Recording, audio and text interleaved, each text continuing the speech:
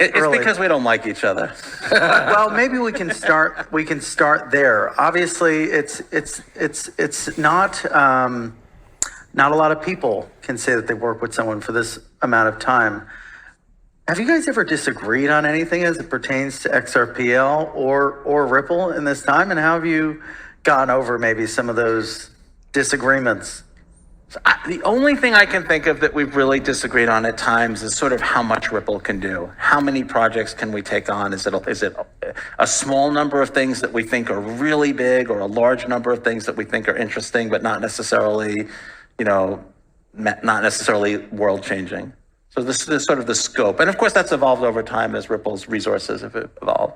I'll just add, I truly say this, I'm not just saying because he's sitting here, but I think David Schwartz is one of the smartest people I've ever met. And so it's really hard to disagree with someone that you think is that smart. Like, if I disagree, it's like, okay, I'm doing something wrong. No, I actually do warn people frequently that I can be very persuasive even when I'm wrong. He does. So they should actually be careful. He has done that to me. Because if I'm wrong and I persuade Brad that I'm right, that benefits nobody. But look, I think he's incredibly smart, incredibly passionate. His more recent adoption of trying to be a comedian on Twitter, I'm less impressed with. We sometimes disagree with his. I did call him a number of times, encouraging him to think about things he was posting on Twitter. My wife keeps threatening to buy me new joke books. You've got your wife on one side and Brad on the other trying to rein you in to no avail. Let's maybe talk about the evolution of Ripple as a firm and XRPL. How have how has it changed, right, in terms of what people might think of it and what it's sort of become today? I think from the earliest stages, some things have remained constant. Very early on, we decided we weren't trying to be a consumer outreach play. We wanted to play at kind of the infrastructure enterprise side of things. And early on when I joined the company, and David predates me by a couple of years, when I joined Ripple, we were trying to do a number of things around smart contracts with Codius, around identity. Just listening to David speak this morning, it's interesting to see thematically how some of these things are still relevant and still omnipresent. But we decided to really focus on payments at the time. As David has suggested, we have subsequently kind of expanded beyond that. We now have, at the time when I joined, we had about 80 people. Now we have hundreds and hundreds of people. And so I feel like we can do more things. But I will say, I think the culture of Ripple, I hope we continue. And frankly, the culture of the whole XRP community, which has just been phenomenal, is like, how do you create small groups who get a lot of shit done? Mm-hmm. As opposed to, layers and layers, like let's try stuff. And if it doesn't work, that's okay. We try again. We built something called Liquidity Hub, I guess 3 years ago, which really didn't play out the way we thought. And some people say, oh, well, we failed. We succeeded by trying something new in a nascent, exciting space. It didn't develop the way we thought it would. We decided that's not the right place for us to focus. Let's put those resources somewhere else. Just to clarify, I'm usually on the do fewer things side of that argument. So what sort of technical impediments do you think the ledger has faced over the past since the origins, and how have you overcome those? There really have not been that many technical impediments. It's kind of surprising how well these things work technically. I mean, they're not infinitely scalable. There's always fear of security issues, but there haven't really, at least in the XRP ledger space, knock on wood, we really haven't had technical problems. I think the biggest problem, and I talked about it a little bit just a few minutes ago, because of the XRP ledger's design, it's different from other blockchains in some important ways. So like transaction fees are very small because there is nobody who's profiting from it. That's good. It's fixed function, which means you don't have some of the security problems that you have with smart contracts. But the downside is that adding new features is slow. And so like, adding the AMM feature took 2 years. It's great. It came out really nicely, but it would have, other blockchains probably could have deployed something much faster and did. And Brad wants to do 1,000 different things, so that makes it challenging. Yeah. I'm not going to argue with that. So, whilst there haven't been that many technical challenges per se, although maybe not being able to move as fast as you would like to is one of them, there have been a lot of just macro and general crypto problems that have trickled down to XRPL and the firm Ripple as well. But those seem to be improving, Brett. Is that a fair take? I mean, at least from a regulatory perspective, XRP is now backlisted on Coinbase and trading. That's good news. But it's not 100% maybe where the industry would need it or want it to be. Yeah. I mean, look, I think as you reflect on the last handful of years, we'll call it 4 or 5 years, there are things that are super frustrating. You know, why did the SEC go after XRP kind of first, if you will? You know, in some ways you look at that now and you say, we're almost at the very, very end of that journey. I think that, you know, hopefully we have resolution. We can't control that now. The judge, you know, will make the decision when she makes the decision. My estimation is sometime before the end of the summer. Somebody asked me, is that the end of August? I pointed out that September 21st is the end of summer. So I don't know, sometime there. I think my birthday, August 28th, that's the end of summer. You know what? I'll ask her if we could celebrate your birthday with that. That would be, we'll all celebrate with you. We'll call the judge. But look, it has been frustrating.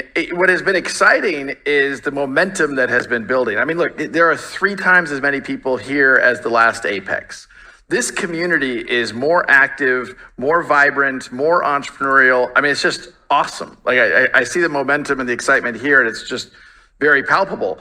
The U.S. market remains, frankly, a laggard. You know, the U.S. regulatory environment, even though Ripple is at the tail end of that, and I think it's strange to me that XRP is in such a unique position and that the market hasn't kind of rewarded that. XRP in the US is one of the few things we can say definitively is not a security. With ETH, I don't know how that's going to play out, right? Apparently Wells notices, which is the SEC kind of pre-warning that we're going to file a lawsuit, have been gone out to consensus, well, purportedly, as I've read, maybe on your side as well, to consensus. You know, we know the Ethereum Foundation has received various inquiries. So look, it's super frustrating. And even it's not just the SEC. The United States kind of current administration with Gary Gensler as the head of the SEC has been pretty hostile towards crypto. But look, you asked the macro question. That has been frustrating. I think we're on the largely on the other side of that. And it's the reason why I'm so excited. And hearing David talk about what's going on in the XRP ledger, I look at the next 5 years and what this community may look like 5 years from now, and I get very excited about it. David, what does that look like from the perspective of client engagement and the penetration of certain products in the U.S. market? Has sort of the shift that Brad described, has that translated into more business effectively? Not too much in the U.S. market. You know, globally, we get hung up on the U.S. market. It's a small, it's an important, critical piece. Obviously, I'm an American. I would love to see the United States be a hub for innovation in crypto. It looks like the United States, at least, you know, we'll see. But I just want to point out that like business outside of the United States is great. I mean, the regulatory challenges are much more tractable. But, you know, Ripple has licensing in, you know, many countries, and we're launching payments products and other things. You know, in the United States, enterprise adoption is much more difficult. Yeah. Probably tied to some of those regulatory overhang that we're describing. So there's those issues with institutions and maybe financial services firms.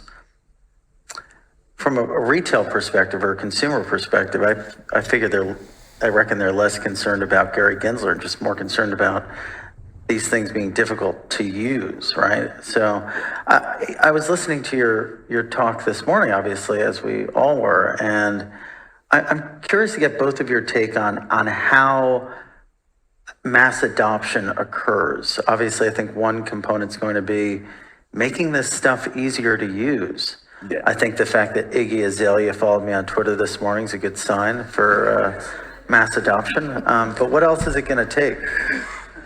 Well, user experience is super critical. It you can't, if you have to understand the technology in order to get it to work, there was a time when you had to understand cars to drive a car. You had to understand copying machines to have a copying machine.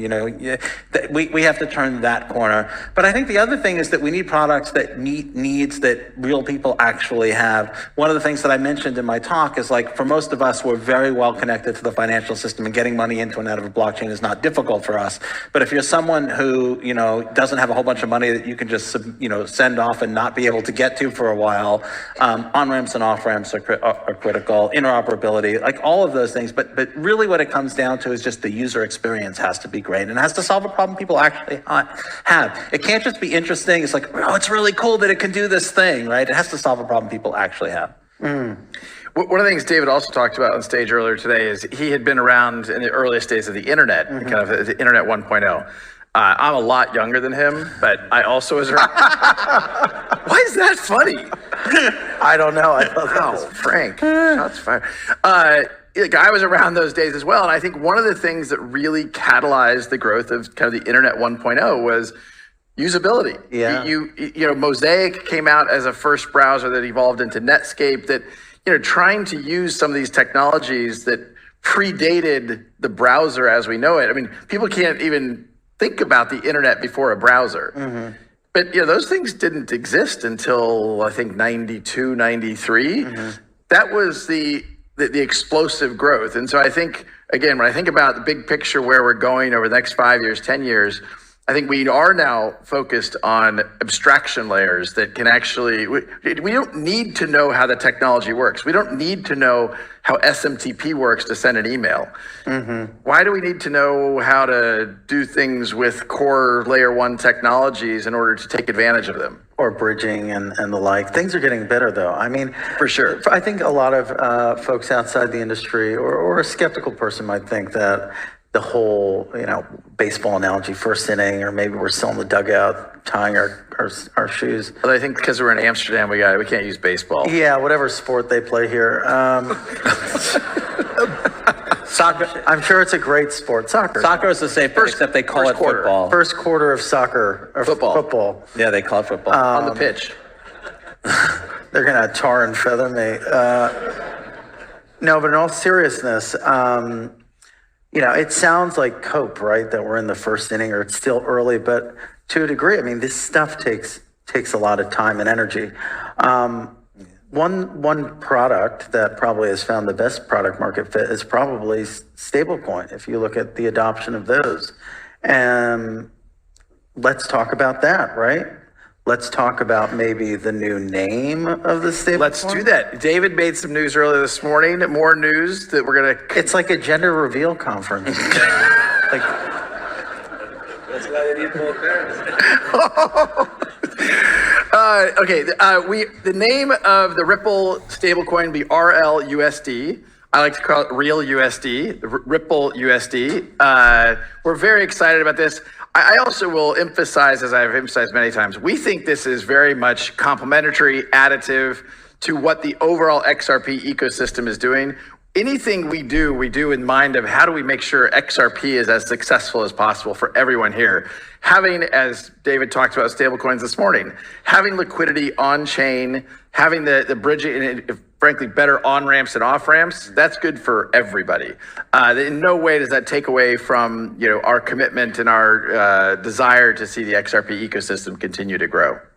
How did it become XRPL and stablecoins versus, it seems like, at least if you rewind the clock a few years ago, XRPL would have been an alternative to stablecoins, or sort of a reason for stablecoins maybe not even to exist.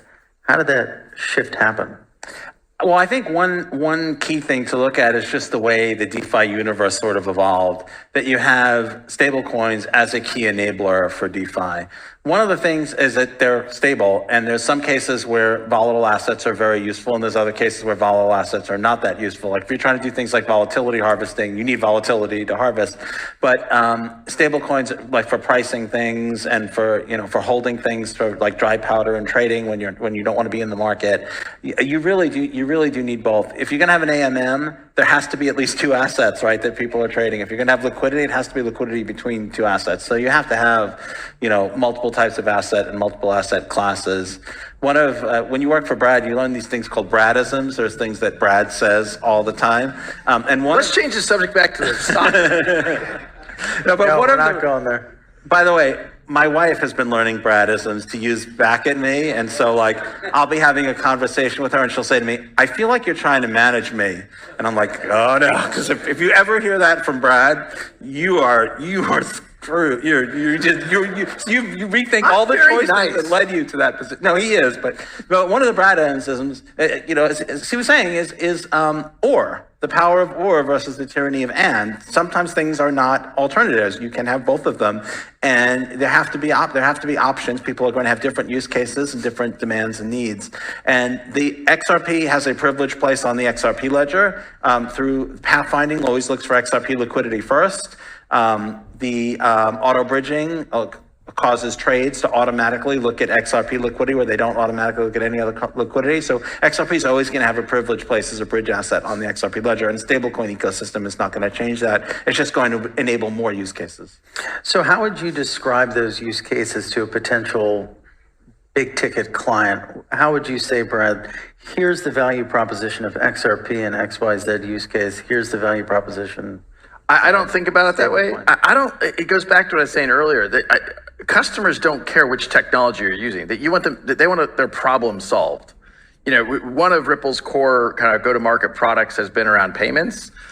You don't go and say, well, hey, this is how we're going to do these things and get into the weeds necessarily. You approach them and say, okay, let's talk about corridors that are priorities. Let's talk about how you're managing liquidity today and how you're pre-funding.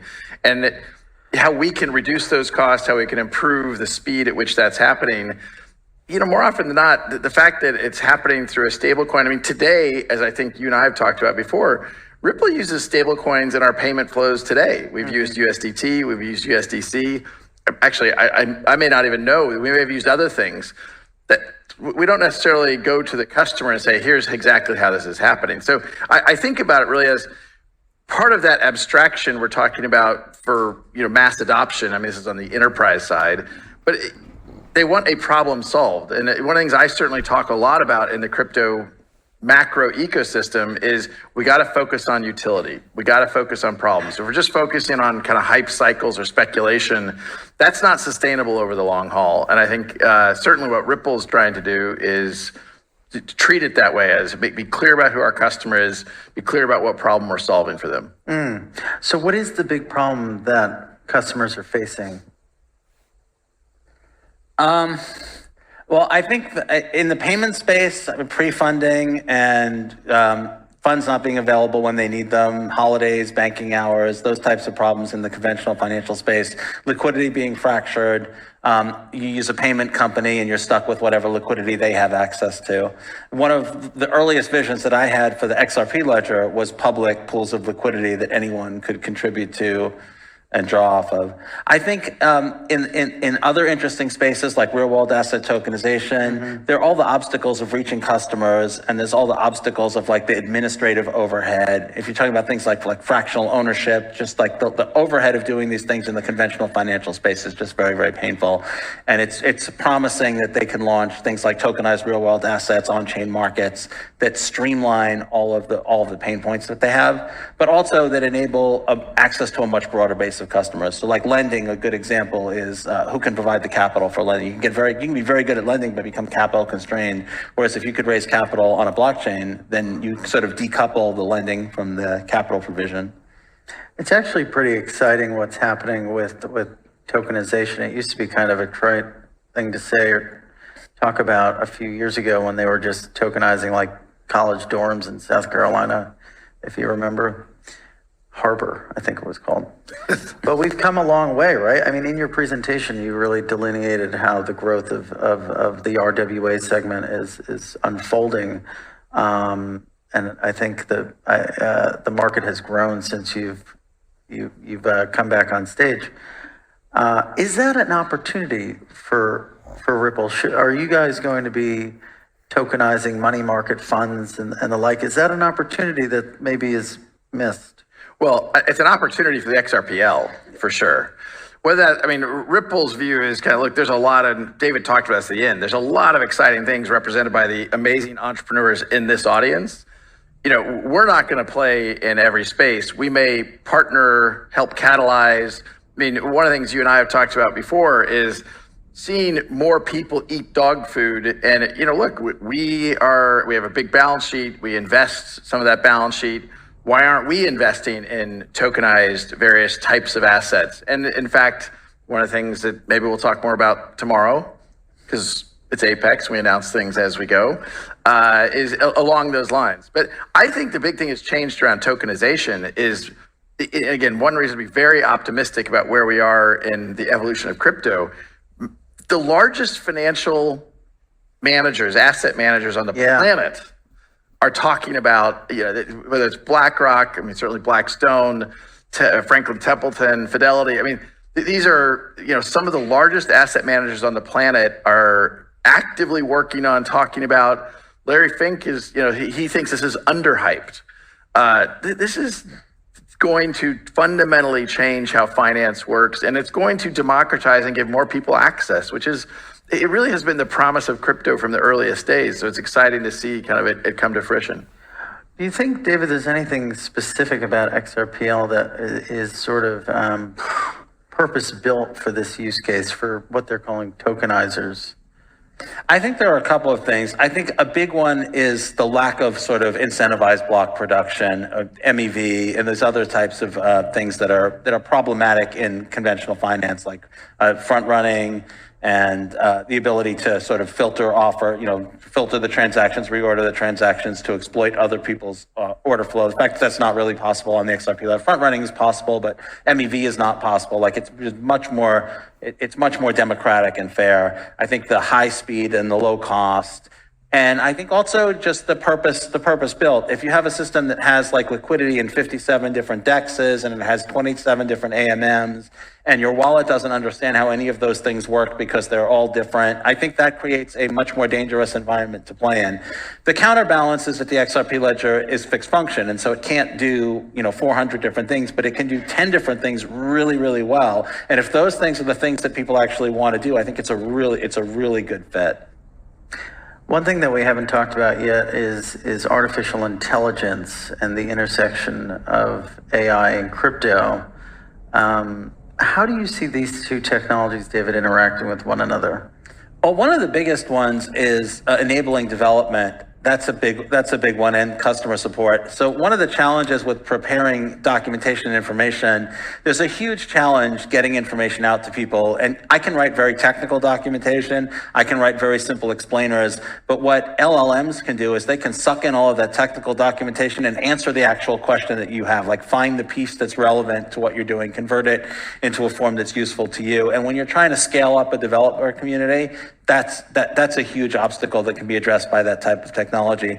We've also been looking at things like optimizing the movement of assets. So if you have access to a huge set of DeFi options, it's just very challenging to figure out what matches what you're trying to do. There's a lot of other more interesting and exotic use cases, but I think they're pretty speculative at this point. I think it's hard to say where the useful connections are going to be. But I think fraud detection is, I think, also something pretty clear, like pattern analysis. You can do that without artificial intelligence, but the amount of human effort required to keep it current and adjust to new forms of fraud is just very difficult. Artificial intelligence, labeling technologies, they can take things that we've identified to be fraudulent and then find other things that match.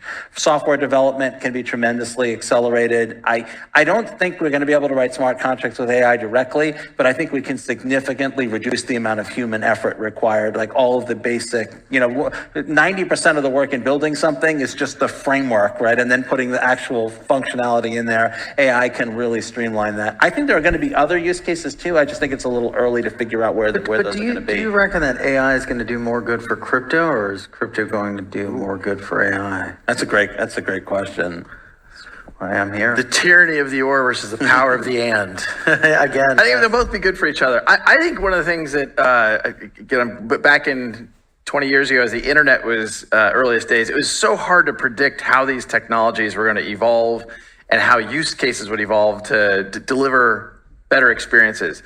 In the AI world, one of the things I think it's hard to predict is you probably will have a future where some AI agents become economic actors. And if they become economic actors, they probably need to have some different type of payment infrastructure than how the world works today, because they're probably, you could imagine an AI agent that is facilitating micropayments that you simply can't do over traditional rails, which I think is where AI actually helps crypto in various ways. You talked about use cases and mass adoption.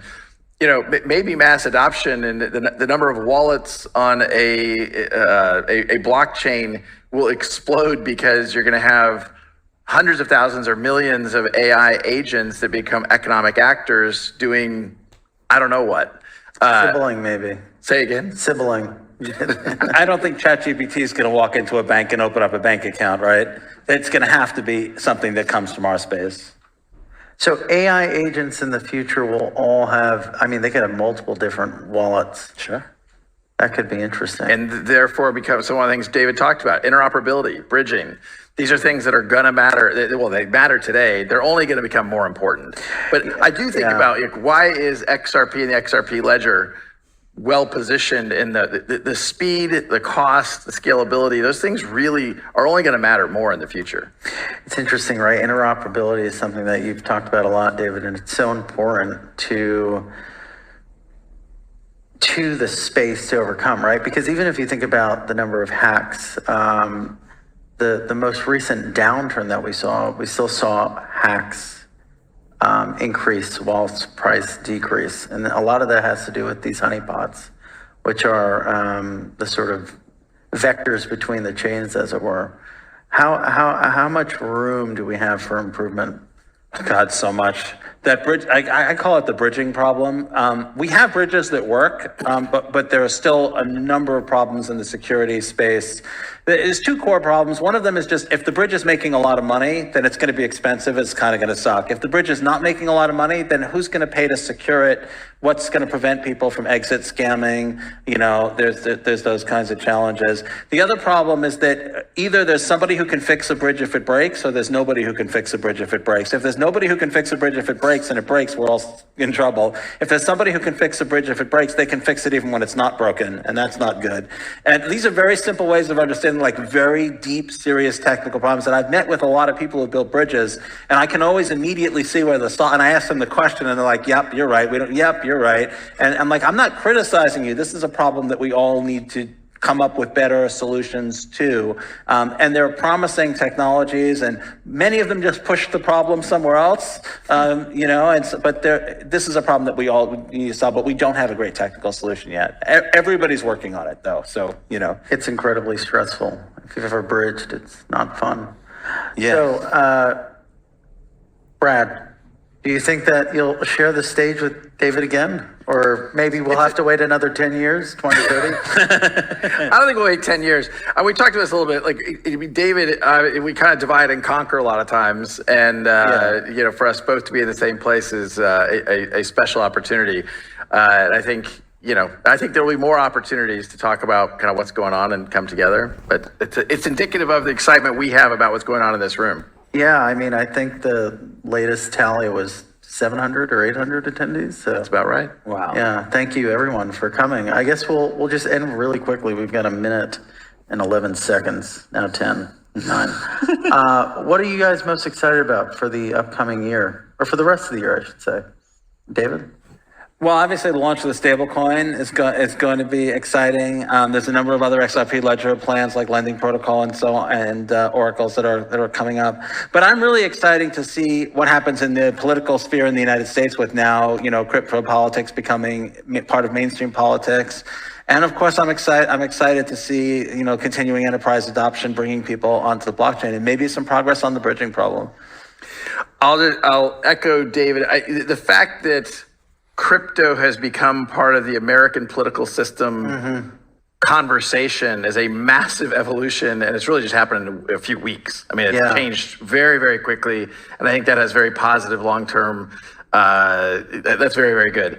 The thing that I'm most excited about this year, and really I'm going to give it the year, not just calendar year, but we talked earlier about simplicity, we talked about usability, the abstraction layers that I see people building so that these technologies are more usable and more approachable, I think are critical to the industry, critical to the XRPL, and I'm very excited about what I see happening there.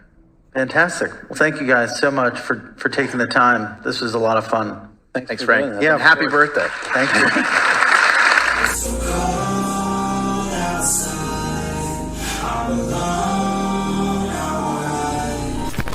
It's so cold.